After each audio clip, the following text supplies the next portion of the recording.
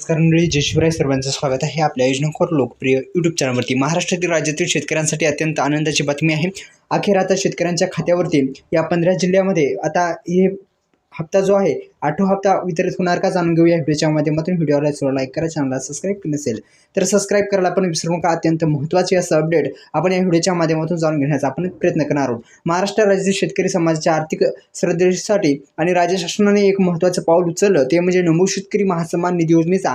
ही केंद्र सरकारच्या प्रधानमंत्री किसान महासन्मान निधी योजनेशी संलग्न आहे आणि या दोन्ही योजनेचे हप्ते आता शेतकऱ्यांच्या खात्यावरती येणार आहेत का, या संदर्भात आपण माहिती पाहत असताना या यूट्यूब चॅनलला म्हणजेच आपल्या योजनाखोर लोकप्रिय यूट्यूब चॅनलला अद्यापही सबस्क्राईब केलं नसेल तर सबस्क्राईब करून बेल आयकॉनला ऑल प्रेस करायला विसरायचं नाही.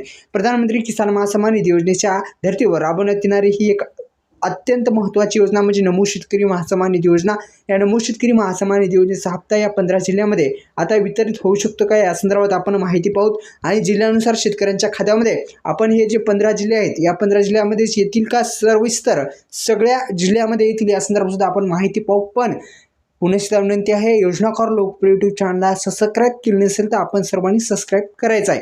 आता पहा, शेतकरी कुटुंबांना थेट आर्थिक लाभ म्हणजे डीबीटी मार्फत देण्यात येत असतो. आधार संलग्न बँकेमध्ये डीबीटी मार्फत थेट पैसे आता मिळत असतात आणि डीबीटीला लिंक असलेल्या बँकेमध्येच हे पैसे मिळत असतात. एकंदरीत आपण जर पाहिलं तर शेती हा महाराष्ट्राचा अर्थव्यवस्थेचा कणा असल्याने शेतकऱ्यांना कल्याणकडे विशेष लक्ष देणं अत्यंत गरजेचं असतं.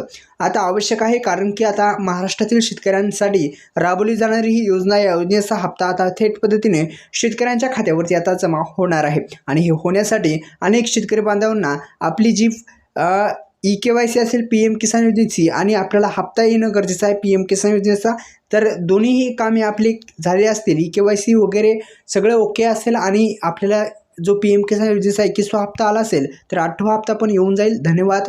आता लवकरच हप्ता हा येणार आहे. धन्यवाद.